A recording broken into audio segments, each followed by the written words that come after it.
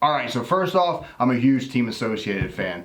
I've had a lot of their buggies. I've had a stadium truck, I've had short course trucks, and I've just loved them all. So when I heard they were getting into the scale world, I was pretty excited. So I'm looking forward to getting into this thing and see if it lives up to the hype. But all the videos I've watched and stuff I've read about it, it sounds like it's going to, but we'll see how it goes. So anyway, let's break into it and see what it looks like. All right, so I'm gonna be off the camera for a lot of this probably, so I apologize, but let's focus on the truck. Let's see.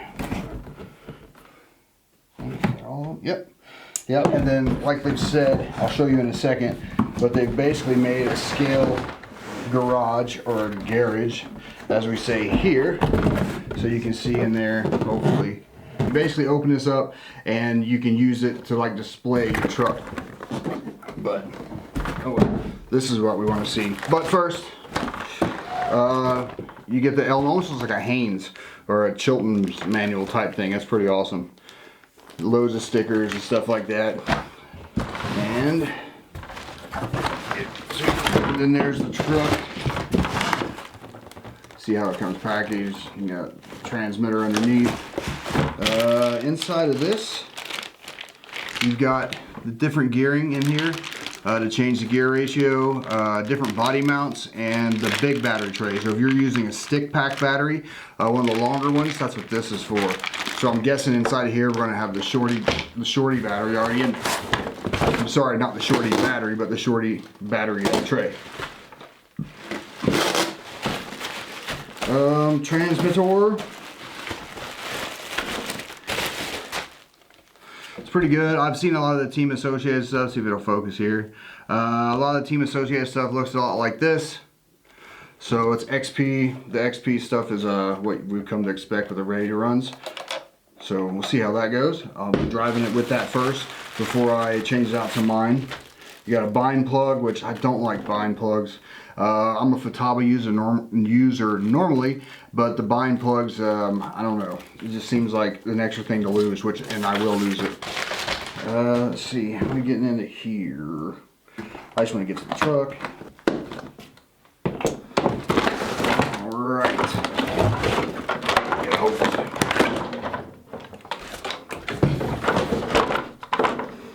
Zip ties off of here. All right, so there you go. There's the truck. I don't know about his color. Okay, that's good. Yeah, I don't know about this color. I don't know if maybe from being in the Air Force and stuff, but this color is just not my favorite. But again, it's a cool looking truck design though. I think it looked good in blue and gray, my colors. But yeah, not bad. See how the wing mirrors are what you'd expect, a little bit flimsy, but I always end up taking them off anyway, so yeah. Alright, the wheels is what I wanted to look at. I really like these wheels. And the General Grabber X3s, they seem a little stiff compared to what I'm used to, but I've said that before and got it out on the trail and they've done great, so we'll see how that goes. Alright. Let's break this open. There's no plastic on the shell or on the body. Normally you would find like some either it inside of a bag and then mounted to the top. But this one it's just comes like that. You can tell it's a two-piece. The back wants to flop a little bit because it's connected in the middle, but not a problem. Lots of people do those. One of the Axial Unimog I just built, it had the same thing. It's obviously two-piece.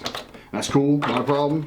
But yeah, you can see in there it's actually got supports on both sides. So that's something that I haven't seen much of, so that's pretty awesome. So you don't have to worry about that too much. And you can take this off and put a cage on the back that easy. You don't have to cut anything. There's like 4 bolts and then you're away. And then it's got headlights in the front.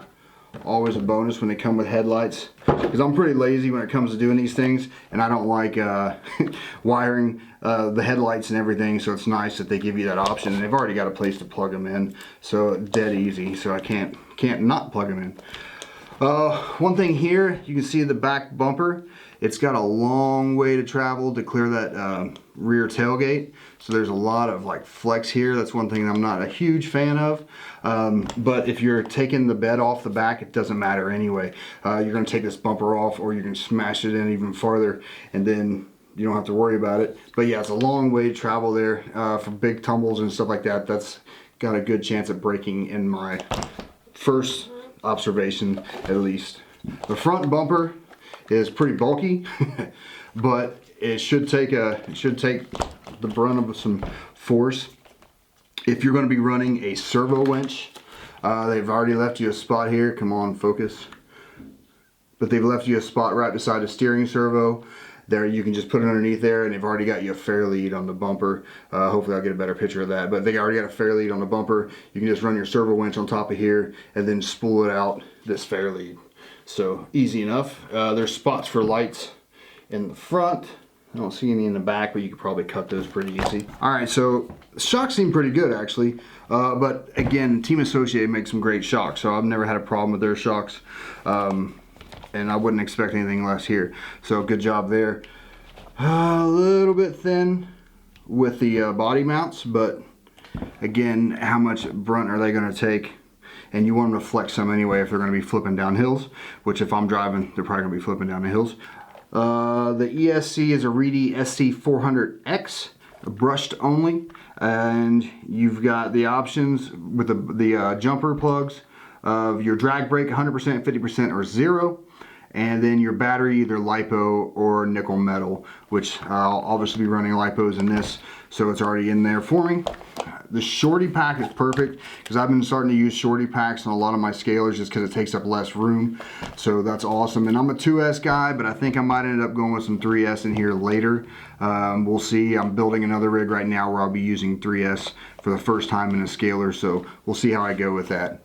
Receiver box looks pretty good, waterproof wise.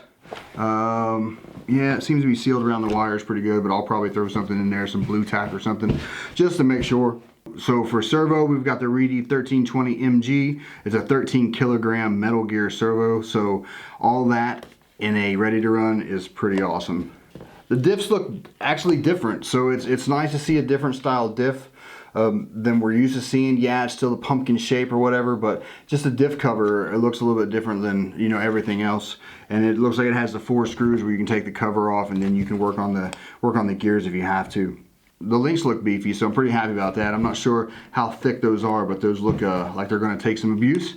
And looks like they're chromoly or something, so hopefully they won't show that normal grind and rust that I'm used to on all my other rigs. Also, one thing that I've started to notice is a lot of these ready runs are now coming with these trays on the bottom, and it just helps blank out that area and makes it look more scale, so it's not just a big hollow body flapping around on top of it. Stuff like this is huge to me, so when the companies put these things under here and take up some of that empty space, it just looks better. So well done. I keep wanting to say Associated. Well done, Element. That's definitely a nicety to have there. All right, so looking where the shock hoops mount up to the chassis rails right now in stock form, the shock hoops are as far back as they will go on the standard mounting holes, but you can move them forward. Looks like another 10 mil if you need to. So I mean, you can still clock the diffs back and stuff like that if you want to go a little bit longer. I wouldn't go too crazy with the diff angle, but you know, it's always an option. Sealed transmission cover. Again, something that doesn't seem like that big of a deal, but if you're out there in the water and sand and stuff like that, you definitely want to keep that sealed to keep everything away from it. I'll probably do a strip on it after I run it once, and then put my oils in there and greases, and then we'll see what it looks like in there when we do that. But again, since this has a different gearing, you can overdrive it with the gears that it comes with, or maybe set up overdrive already. I'm not sure. I'll have to look in the manual and see. And the steering linkage is behind the axle, so definitely liking that because I tend to run into rocks, and it's nice to have that out of the way. All right, so there you go. The Element RC Enduro, Associated, Element, whatever. You guys done a great job on this from the looks of it. Overall takeaways, I would say I love having an extra spot because Servo Winch is something I've been wanting to switch to. So that's something I'm definitely going to check out. And then negatives is just this bumper's quite flimsy when it's mounted that far out. But if you're going to be putting a cage on the back or something like that, or a flatbed, you're going to get rid of it. It doesn't matter. It looks like it will take some abuse, but it's definitely do some bending on the way. But the shocks are great. Love the shocks. But anyway, I'm going to get this thing out on the trail this weekend and see what I think. Put it through some abuse, get a couple batteries running through it and see how it goes. I'm not going to change anything other than just putting a lipo on it. And then we'll start changing it from there. But overall, not bad. Not bad at all. Element / Associated. I love the look of it. Like I said, not a huge fan of the color, but the truck looks good. I've got some questions after unboxing it, so I need to look up some information for those. Then hopefully have better information for you on the next video. But hopefully the next video you see is this thing on the trail and maybe some thoughts while I'm out there. I'm not sure, but stay tuned either way. Again, appreciate you guys stopping by, and if we don't see you on the track, we'll see you on the trail. Later.